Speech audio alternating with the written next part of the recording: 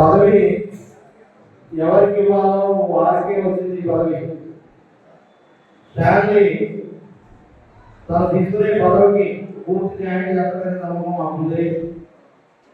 ఎందుకంటే తను మొదటి నుంచి కూడా పార్టీలో కమిట్మెంట్తో పనిచేసే వ్యక్తి.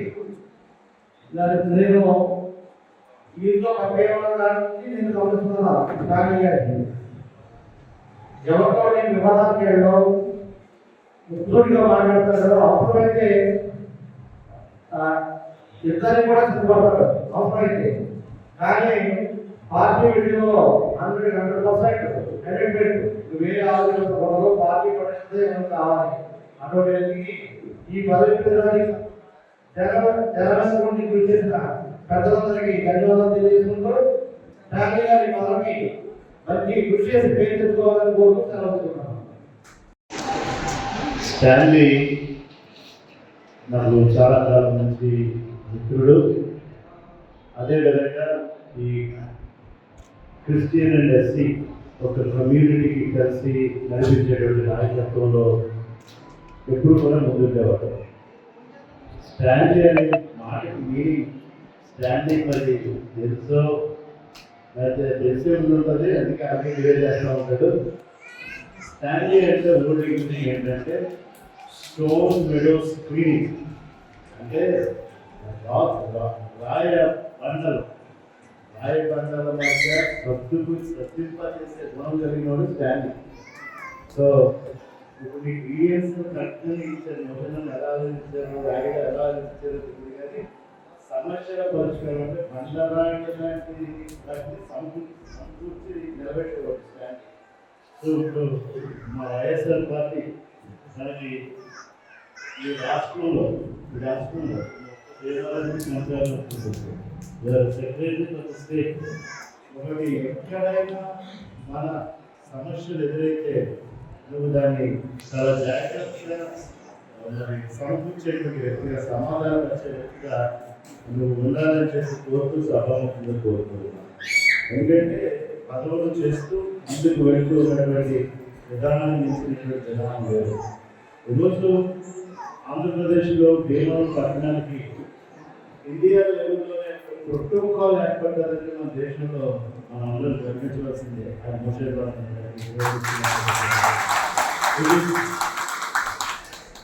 టాప్ 5 కేటగిరీస్లో ప్రోటోకాల్ వచ్చినట్లయితే అయితే ఆ టాప్ 5 లిస్టులోకి వెళ్ళారు. సో ఈరోజు దాన్ని మాదిరిగా తీసుకుని మనం అలాగే స్టాన్లీ గారు కూడా ప్రతి పని, ఎందుకంటే నీ తత్వం నాకు తెలుసు, ఫైటింగ్ ఆ వాయిస్ ఒక వైబ్రేషన్ ఆ స్పీకర్లో బయట. కాబట్టి అలాంటి కోకినెస్ ఉన్నందుకు, ఆ ధైర్యం ఉన్నందుకు, సభలో క్లారిటీగా విషయాన్ని చెప్పగలిగేటువంటి ప్రభావం ఉన్నందుకు ఈరోజు దేవుని దయ కూడా ఆ స్టాన్లీ పట్ల ఉందని చెప్పి తెలియజేస్తూ, జగన్మోహన్ రెడ్డి గారి యొక్క అడుగుజాడలో ధైర్యంతో, పోరాటతత్వంతో ఆ గ్రీవియన్సెస్ని నీవు మరి మంచిగా సరిచేయాలని, ఆయనవల్ల భీమవరం నియోజకవర్గానికి ఒక బలమైనటువంటి ఒక వెపన్ ఆయుధంగా ఉండాలని చెప్పుకోవచ్చు. నన్ను ఆనందిస్తున్నాను. నాకు చాలా తక్కువ కాలంలో పరిచయం అంటే నాకు ఒకటి సార్లు ఎక్కడైనా మాట్లాడినా ముందులో ఉపాధి వాడుతున్నారు. నాకు ఈ ఇన్ఛార్జ్ వచ్చిన తర్వాతే బాగా నాకు పరిచయం అయింది. 4-3 సందర్భాల్లో కొన్ని విషయాలు మాట్లాడినప్పుడు నేను ఆయన గ్రహించింది చాలా చూసాను. అసలు అనుకున్నట్టే కొంచెం పటాక్షంగానే మాట్లాడలేమో నేను అనుకున్నాను. నాకు అర్థమైంది ఉన్నట్టుగా మాట్లాడతారు. సరే ఇప్పుడు నేను అప్పుడప్పుడు మోసేరాజు మాట్లాడుతున్న సందర్భంలో మనం ఆయన కూడా మోసేరాజు ఖచ్చితంగా మనకి స్టాలిటీ మాత్రం మా మార్పుకి తీసుకోవాలని చాలా మాకు ఉపయోగపడుతుంది. చాలా మోసేరాజు నాకు చెప్పడం కూడా జరిగింది. తర్వాత కొన్ని రోజులు అనుకోకుండా ఈ గ్రీవెన్స్ అనేటువంటి స్టేట్ నుంచి గ్రీవెన్స్ ఉంటే అది అధికంగా సరిగ్గా నేను అనుకోకుండా మోసేరాజు ఖచ్చితంగా గ్రీవెన్స్ పెట్టిందని భోజన గారి సూచన మేరకే ఆయనకి గౌరవం మన జగన్మోహన్ రెడ్డి గారు సిఫార్సు చేయరు ఇవాళ దాన్ని కరెక్ట్ అని చెప్పేసి మేము అనుకుంటాం ఆయన సిఫార్సు చేయడం జరిగిందని నేను మనం చెప్తాను. సరే ఇంకొకటి ఏంటంటే చిన్న సూచన శాలిని గారికి ఏంటంటే సూచన అంటే చిన్న కథ చెప్పాలి కదా మీ భాషలోనే చెప్తాను. ఏంటంటే ఇద్దరు జడ్జీలు 100% నీతి నిజాయితీ కావాలనుకునే వాళ్ళు ఇద్దరు. అధిష్టానం వాళ్ళకి ప్రమోషన్ ఇవ్వాలనుకుంటే ఇద్దరులో ఎవరికేమో తెలియక చేస్తారు ఆగిపోయింది. అంటే ఎంత మనం ఫిల్టర్ చేసినా అన్ని కోణాల్లో కూడా అటు సమానమే. అంటే ఎవరు కూడా ఏ కోణం ఎక్కువ అని చెప్పలేకపోతున్నారు, అది తక్కువ అని చెప్పలేకపోతున్నారు. అంత బ్యాలెన్స్డ్గా నీతి నియమాలు కానీ లబ్ధులు తీసుకోవడం విషయంలో కానీ ఏ రకంగా 100% నీతి నియమాలకి పెట్టింది లేదు. అయితే ఈయనేమో ఎక్కడైనా జడ్జిమెంట్ చెప్పినప్పుడు దొరికిన శిక్షలు ఒక ఆయనేమో ఎంతమంది వచ్చినా ఎన్ని అయినా ఏమాత్రం అవకాశం ఉన్నా కేసు కొట్టుకోవాలి అన్నాడు. ఒక ఆయనేమో ఏమాత్రం అవకాశం ఆ సాక్ష్యాల్లో చిన్న పాయింట్ దొరికినా వదిలేస్తున్నాడు. ఇక ఆయనేమో చిన్న పాయింట్ దొరికినా వేసేటట్టు చేశారు. అంటే ఇద్దరు అంత సమానమైనప్పటికీ వాళ్ళ మనస్తత్వంలో డిఫరెన్స్ ఆఫ్ ఒపీనియన్స్ ఉన్నట్టుగా మాకు కనబడతా ఉంటుంది. ఇప్పుడు ఆయన చెప్పే చూసిందంటే మీరు గ్రీన్స్లో ఉన్నారు కాబట్టి మీరు ఇందులో ఏది ఎంచుకుంటారో ఆలోచించుకోండి. ఏంటంటే ఇందులో దొరికినట్టు లేకపోతే లేదు క్షమాపణ తత్వంతో వాటికి ఒక నచ్చ చెప్పి జాగ్రత్త చేసుకోవాలని చెప్పి వదిలేసుకోవాలనేటువంటి మరి రెండు భావన ఏ భావం చెందుతారంటే మీరు అందరూ మిమ్మల్ని అడిగితే ఏం చెప్తారో నాకు తెలుసు. కాబట్టి రెండో భావంగా స్టాలిన్ విషయానికి వస్తే నేను జిల్లా కాంగ్రెస్ ప్రెసిడెంట్ అయినప్పుడు ఏరవాసపురం మండలంలో సుందరరాజు గారు, స్టాలిన్, అనేక మంది మిత్రులు, దళిత సంఘాలు అన్ని ఏర్పడి సార్లు చేసినటువంటి సన్మానం ఏదైతే ఉందో గొప్ప సన్మానాన్ని చేయడం జరిగింది.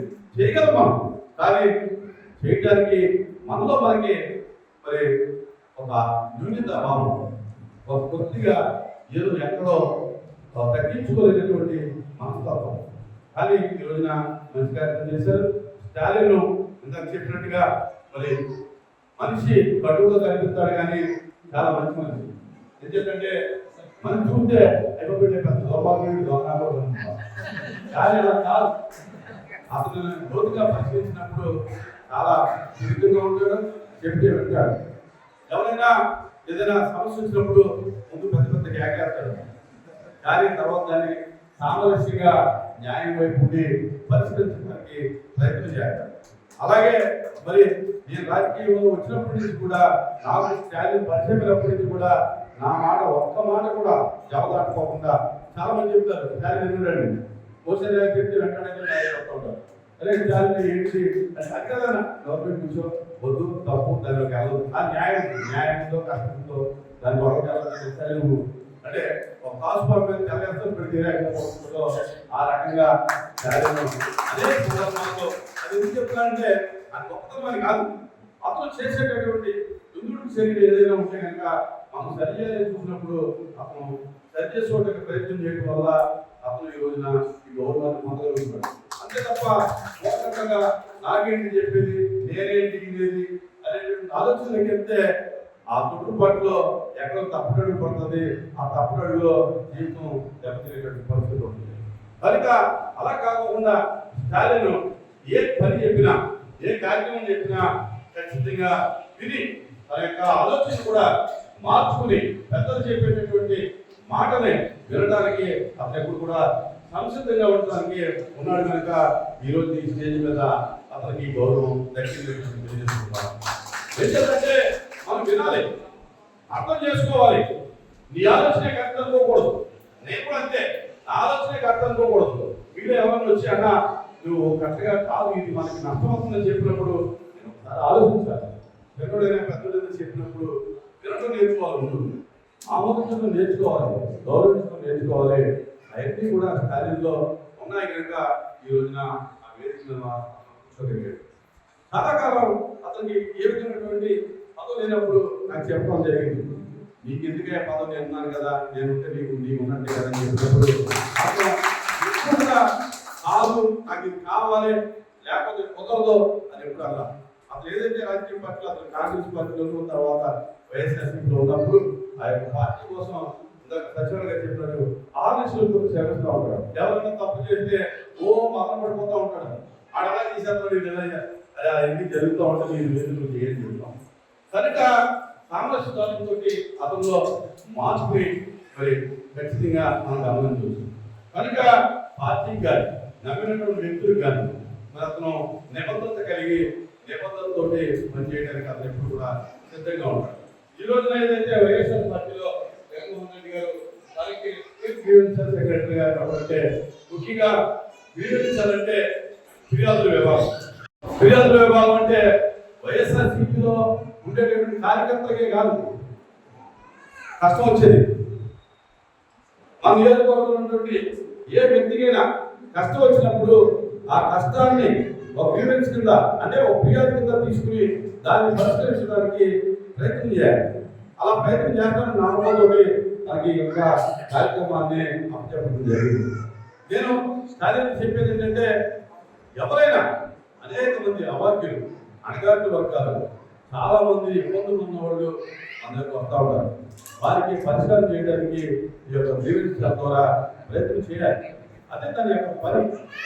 అలాగే పార్టీ కార్యకర్తలకు కానీ లేకపోతే సివిలియన్స్ కానీ లేకపోతే ఇంకో పార్టీ తెలుగుదేశం పార్టీలో కార్యకర్త వచ్చిన నాకు కలెక్టర్ వల్ల ఆయన వల్ల లేకపోతే మన మున్సిపల్ కమిషనర్ వల్ల పంచాయతీ సెక్రటరీ వల్ల పోలీసు వల్ల ఇబ్బంది ఉందంటే దాన్ని మనం గ్రీవెన్స్ కింద అంటే ఒక ఫిర్యాదు కింద తీసుకుని దాన్ని ఏ రకంగా ప్రయత్నించగలం, ఇది ఉందా లేదా ఇంకోటి ఉందా ఆ ఫిర్యాదుని పరిష్కరించడానికి ప్రయత్నం చేయాలని చెప్పి ఈ సందర్భంగా నేను తెలియజేసుకుంటున్నాను.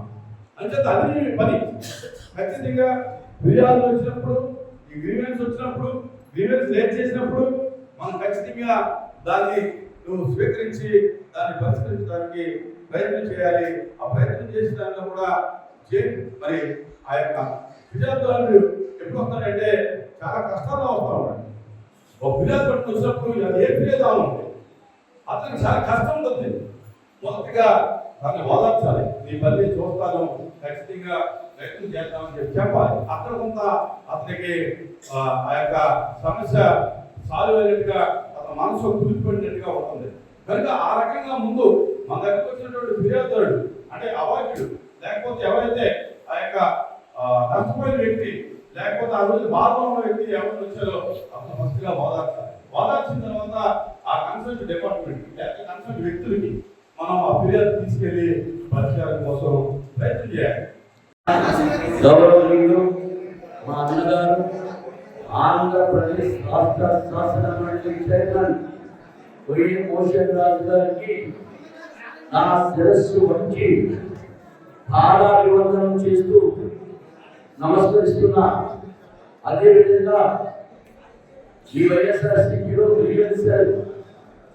రాష్ట్ర సెక్రటరీగా ఈ పదవి రావడానికి మరో ముఖ్యమైన వ్యక్తి ఈ భీమవరం నియోజకవర్గ ఇన్ఛార్జ్ చిన్నపల్లి వెంకటనాయుడు గారు నీతికి న్యాయానికి ధర్మానికి కట్టుబడి ఈ యొక్క భీమవరం నియోజకవర్గంలో కులమతాలకు అతీతంగా అందరినీ కూడా సమాన దృష్టితో చూసి ఎవరు ఎటువంటి సమర్థత కలిగి ఉన్నారో గ్రహించి మరి అన్నగారు చెప్పిన మాటను గౌరవించి నా యొక్క వ్యక్తిత్వాన్ని తెలుసుకొని మరి జగన్మోహన్ రెడ్డి గారికి ఈ గ్రీవెన్స్ సెక్రటరీ స్టాలిన్ అనే వ్యక్తి చేయగల సమర్థులని సిఫార్సు చేసి మరి ఈ యొక్క పదవి రావడానికి కృషి చేసిన గొప్ప మనసున్న మానవుడు మహానుభావుడు ఈ యొక్క వ్యవహారం చేసుకోవాల ఇన్ఛార్జ్ వెంకటనాయుడు గారికి శిరస్సు వంచి పాదాభివందనం చేస్తున్నా. అలాగే నన్ను ప్రేమించి నన్ను గౌరవించి నా మనసు తెలుసుకున్న మరో వ్యక్తి జాన్సన్ అన్న ఈ పదవి రావడానికి నా వంతు కృషిని నేను చేస్తాను ఖచ్చితంగా. ఈ గ్రీవెన్స్ అనే రాష్ట్ర సెక్రటరీకి నీవే సమర్థుడు కాబట్టి నేను చేయవలసింది నేను కూడా చేస్తానని చెప్పి మరి అందరితో మమేకమై ఈ యొక్క పదవి నాకు రావడానికి ఈ నియోజకవర్గంలో ఈ ముగ్గురు వ్యక్తులతో పాటు ఈ యొక్క జిల్లా ప్రెసిడెంట్ గురుడు ప్రసాద్ రాజు గారు, పరిశీలకులు గొల్లి కృష్ణరాజు గారు, మరి అనేక మంది నాయకులు నా యొక్క పేరును ప్రమోట్ చేస్తూ ఈ యొక్క పదవిని తగిన వ్యక్తి, సమర్థుడు, సమస్యలను పరిష్కరించే వ్యక్తి డాక్టర్ స్టాలిన్ అతనికి ఇవ్వమని ప్రతి ఒక్కరు కూడా నన్ను సపోర్ట్ చేసినందుకు, నాకు అండగా నిలబడినందుకు వారి ప్రతి ఒక్కరికి కూడా పేరు పేరున నమస్కరిస్తూ పాదభివందనం చేస్తున్నా. మరి ముఖ్యంగా వైఎస్ఆర్సీపీ పార్టీ ఏర్పడిన కష్టకాలంలో మరి ఈ యొక్క నియోజకవర్గం ఈ యొక్క జిల్లాలో కాంగ్రెస్ పార్టీలో జిల్లా ప్రెసిడెంట్ గా ఉన్నప్పుడు ఎమోషన్ గారు జగన్మోహన్ రెడ్డి గారి తండ్రి వైఎస్ రాజశేఖర రెడ్డి గారి మీద ఉన్న అభిమానంతో కాంగ్రెస్ పార్టీలో ఆయన పోషించిన పాత్రను, ఆయన జిల్లా ప్రెసిడెంట్ గా ఉండి చేసిన సేవలు గుర్తించిన వ్యక్తి జగన్మోహన్ గారు. రాజశేఖర రెడ్డి గారి మీద ఉన్న అభిమానంతో ఆ పదవిని జిల్లా కాంగ్రెస్ పార్టీ అధ్యక్ష పదవిని తృణప్రాయంగా వదిలేసి కష్టకాలంలో ఉన్న జగన్మోహన్ రెడ్డి గారి వైపు నిలిచి అండగా నిలిచి ఆ పార్టీకి ఎన్నో రకాలుగా సేవలు అందించి ప్రతి ఒక్కరితో మాట్లాడి వైఎస్ఆర్ కాంగ్రెస్ పార్టీలోకి వచ్చేటట్టుగా మురికి నీళ్లుగా ఉన్న ఈ యొక్క వైఎస్ఆర్ కాంగ్రెస్ పార్టీ మొదటి టైంలో దీన్ని మంచి నీళ్ళుగా చేసి ఫిల్టర్ వాటర్గా చేసి ఈ యొక్క ప్రజలకు అందరికీ కూడా వైఎస్ఆర్ కాంగ్రెస్ పార్టీ అందుబాటులో తెచ్చిన మహానుభావుడు వైఎస్ గారు. దానిని గుర్తించి ఆయన నిబద్ధతను గుర్తించి ఆయన సేవను గుర్తించి ఎమ్మెల్సీగా ఇవ్వాలనుకున్న జగన్మోహన్ రెడ్డి గారు మరి పెద్ద మనసుతో పెద్ద ఆలోచన చేసి అందరితో మమేకమై ఈ యొక్క రాష్ట్ర స్థితిగతులను సరిచూసుకుని సరిపోల్చుకుని ఈ యొక్క శాసనమండలి చైర్మన్ ఎవరికిస్తే బాగుంటుందని ఆలోచన చేసినప్పుడు కుటుంబ సభ్యులు కంటే గొప్ప వ్యక్తిగా కనిపించిన వైఎస్ మోషన్రాజు గారు ఆయన కళ్ళ ముందు ప్రతిధ్వనిస్తూ కనిపించారు. వెంటనే ఆయన మంచి ఆలోచన చేసి ఈ యొక్క రాష్ట్ర శాసనమండలి చైర్మన్ వైఎస్ మోషన్రాజు ఇవ్వడమే న్యాయమని, నా కుటుంబంలో ఒక వ్యక్తిగా నిలబడి నా కష్టకాలంలో అండగా నిలబడ్డారు కాబట్టి ఈ శాసనమండలి చైర్మన్ వైఎస్ మోషన్రాజు ఇవ్వాలని ఆయన నిర్ణయించుకొని ఇవ్వడం జరిగింది. ఒక్కసారి నన్ను కూడా గట్టిగా చెప్పబడుతుంది. దళితుల కోసం ఆహార్నిశలు కష్టపడి ప్రతి సమస్యను జగన్మోహన్ రెడ్డి గారు మాట్లాడుతూ ఆయన చేయగలిగింది చేస్తూ ముందుకు నడుస్తున్న ఏకైక వ్యక్తి మన రాష్ట్రంలో గొప్ప వ్యక్తి, దళితులలో దమ్మున వ్యక్తి వైఎస్ రాజు గారు. మన దేవమాన వాసి మన అందరికీ అండగా ఉండి అన్నగా ఉండడం మనం చేసుకున్న అదృష్టమని, దేవుడు మనకి ఇచ్చిన సుకృతమని ఈ సభాముఖంగా మీకు అందరికీ తెలియపరుస్తున్నా. ఒక్కసారి మరొక్కసారి చెప్పండి పడండి. అంటే చిన్న వయసులోనే రాజకీయంలోకి వెళ్ళి ప్రతి అడుగులో ఆచి చూచి ఆలోచనతో మెలిగి ఒక్కసారి కూడా ఓడిపోకుండా ఈ యొక్క బెంగళూరు పట్టణంలో మున్సిపాలిటీలో అనేక సార్లు ఓటర్ లేని తీరుగా వేయడం అంటే ఆయన మోషన్రాజు గారు మాత్రమే. ఆ గొప్పతనాన్ని, ఆ నిబంధనలు, పట్టుబట్టలు చూసిన ఈ రాజకీయ నాయకులు ఎవరైనా సరే ఆయన వైపు చూడవలసిందే, చూసేటట్టుగా చేస్తున్న గొప్ప వ్యక్తి మోషన్రాజు అన్న.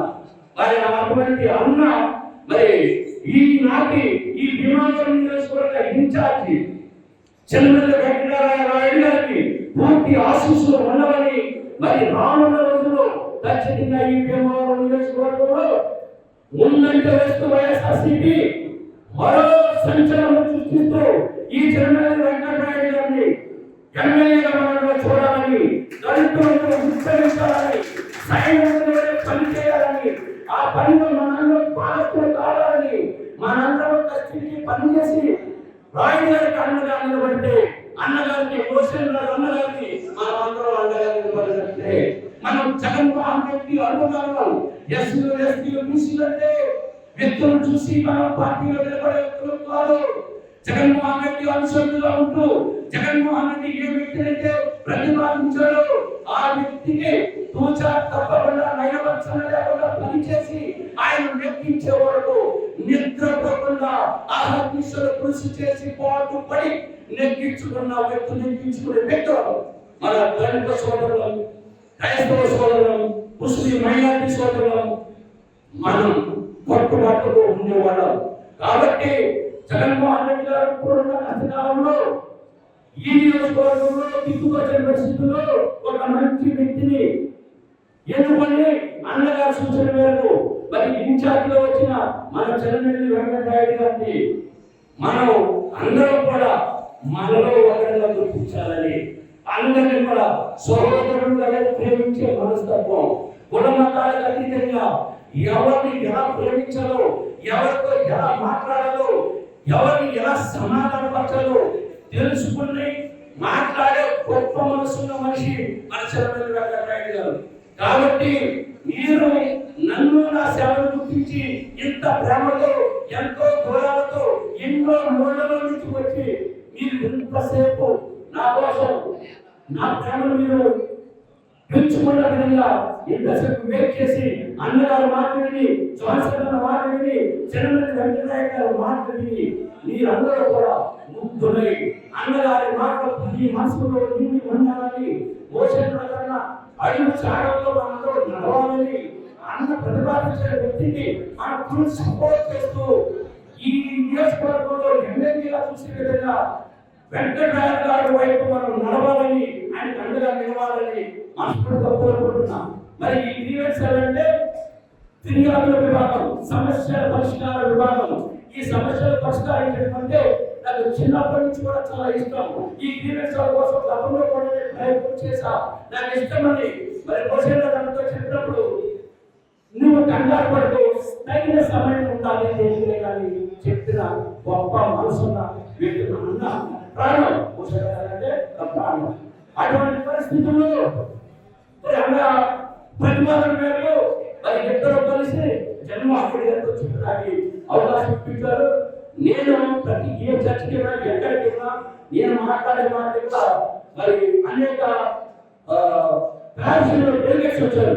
నేను అక్కడ మాట్లాడే మాట సంఘాలు పైన ఉన్న శాంతి సమాధానం నెమ్మది ఈ మూడు మనం సంపాదించుకోగలిగితే మన గొప్ప వాళ్ళని చెప్తున్నా మనం నడుచుకునే కాబట్టి మీరందరూ కూడా ప్రేమతో వచ్చారు, నన్ను ఆశీర్వదించారు, చక్కటి భోజనం ఏర్పాటు చేశారు. మీరందరూ కూడా కష్టపడి వచ్చారు కాబట్టి నన్ను అభిమానించినట్టు మీ అందరికీ కూడా శిరస్సు నమస్కరిస్తూ మరి ఇందులో ఏర్పాటు చేశారు కాబట్టి మీరందరూ భోజనం చేసి వెళ్ళాలని, మీ కష్ట సుఖాల్లో మీ సమస్యలు నేను పాల్పడుతున్నాయి. నిరంతరం కృషి చేసి మీరు ఒకరిగా ఉంటారని మాటిస్తూ సెలవిస్తున్నా. Thank you. జై జగన్, జై జగన్, జై జగన్. వర్ధిల్లాలి వైఎస్ఆర్ కాంగ్రెస్ పార్టీ, వర్ధిల్లాలి కాంగ్రెస్ పార్టీ, వర్ధిల్లాలి వైఎస్ఆర్ కాంగ్రెస్ పార్టీ.